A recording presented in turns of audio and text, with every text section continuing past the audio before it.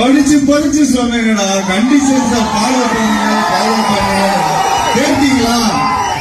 படிச்சு படிச்சு சொன்னீங்கடா, conditions follow பண்ணுங்க. கேட்டீங்களா? எல்லாரும் எப்படி இருக்கீங்க? வணக்கம், வெல்கம் டு இனியாஸ் டைரி அப்படின்னு சொல்கிறதுக்கு கூட என்னால் முடியல. ஏன்னா எங்கெல்லாம் வலிக்குது. இதுக்கு முன்னாடி என்னோடய வீடியோலாம் பார்த்துருப்பீங்க.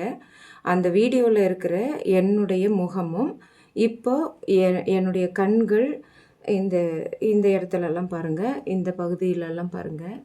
இங்கே தான் ஒருத்தி என்னை அடிக்கிறா. அதாவது 2 நாளைக்கு முன்னாடி இந்த வள்ளலார் நகரில், வள்ளலார்னா உயிரிரக்கமே பேரின்பம் அப்படின்னு சொன்ன ஒரு மகானோட தெருவில் நான் வசிச்சிட்ருக்கேன். அந்த தெருவில் இந்த அரசியல்வாதிகள் பற்றி நான் ஏற்கனவே சொல்லியிருக்கேன் இல்லைங்களா? அந்த அரசியல்வாதிகள்னால ஒரு லேடி, நான் அப்புறமா சொல்கிறேன், இந்த லேடி பெண்கள் பற்றி இந்த வீடியோ போகிறதுக்கு முக்கிய காரணமே இங்கே வந்து இப்படி கையை வச்சு அடிக்கிறா. என்னுடைய கையை பாருங்கள், இது பெண்கள் கை இல்லையா? எவ்வளோ தூரத்துக்கு இந்த ஆண்கள் மாதிரியான கைகளை வச்சு அடிச்சிருந்தா இப்படி வீங்கியிருக்கோம் அப்படின்னு சொல்லிட்டு நீங்களே என்னுடைய முகத்தை பாருங்கள். நேற்று ரோட் சேஃப்டி அந்த அவேர்னஸ்க்காக நான் நம்ம கலெக்ட்ரேட்டில் தான், திருப்பத்தூர் கலெக்ட்ரேட்டில் நான் லைசன்ஸ் வாங்கினேன். கூப்பிட்டுருந்தாங்க எதேச்சியாக. நான் போயிருந்தேன். ஹெல்மெட்டெல்லாம் போட்டு சேஃப்டியாக இருக்கணும் அப்படின்னு சொல்லிட்டெல்லாம் சொன்னாங்க. ஹெல்மெட்டெல்லாம் போட்டு சேஃப்டியாக இருக்கலாம், ஆக்சிடெண்ட் நடக்கிறது தடுக்கலாம் அப்படிங்கிறது மீறி இந்த உலகத்தில் அரசியல்வாதிகள்னால, அதாவது வெல்லும் பெண்கள் அப்படின்னு சொல்லிட்டு வெக்கமே இல்லாமல் சொல்லிகிட்ருக்காங்க இல்லையா? பெண்கள் எல்லாம் வெல்லலை. இங்கே பாருங்கள், இது வந்து என்னுடைய மண்டை ஓடு தெரியுது நினைக்கிறேன். இங்கே பாருங்கள், நான் சொல்கிறது எவிடன்ஸோடு தான் நான் எப்போவுமே சொல்வேன்னு சொல்லியிருந்தேன். இங்கே பாருங்கள், இதெல்லாம் என்னென்னா டாக்டர், நேற்று ஒரு சின்ன பொண்ணு டாக்டர், அவங்க வந்து எனக்கு சொல்கிறாங்க, நம்ம திருப்பத்தூர் கவர்மெண்ட் ஹாஸ்பிட்டலில் இந்த பகுதியெல்லாம் சதைகள் வீங்கி இருக்குது.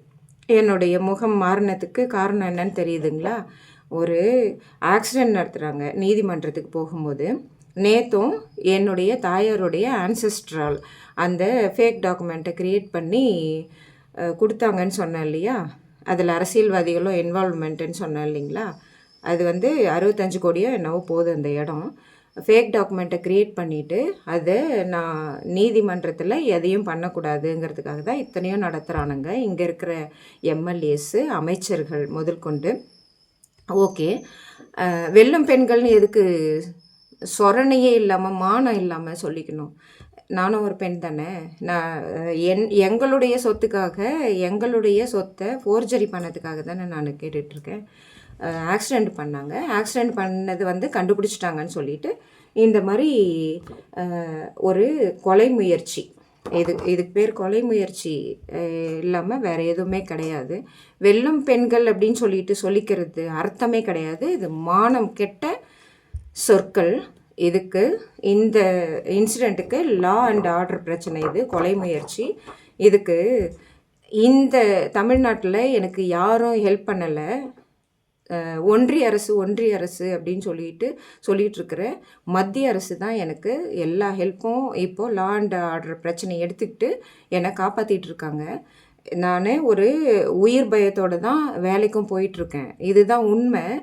ஒன்றிய அரசு இல்லை, மத்திய அரசு தான் என்னை காப்பாற்றிட்டுருக்கு.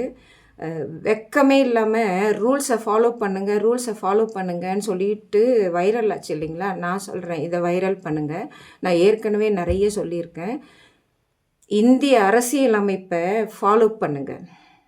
இந்த வெக்கமே இல்லாதவங்க பெண்கள் வெல்லுவாங்கன்னு சொல்கிறாங்க இல்லையா? அவங்க இதுலேயும் பெண்கள் நிறைய பேர் இருக்காங்க. அந்த கவுன்சில் மீட்டிங்கில் பெண்கள் தான் என்னை அவ்வளோ அசிங்கப்படுத்தினது. அந்த வெக்கமே இல்லாத ஆண்களும் பெண்களும் இந்திய அரசியல் அமைப்பை ஃபாலோ பண்ணுங்கள் தயவுசெய்து. அடுத்த ஒரு வீடியோ பாருங்கள். இந்த வீடியோக்கள் தொடரும். தேங்க்யூ.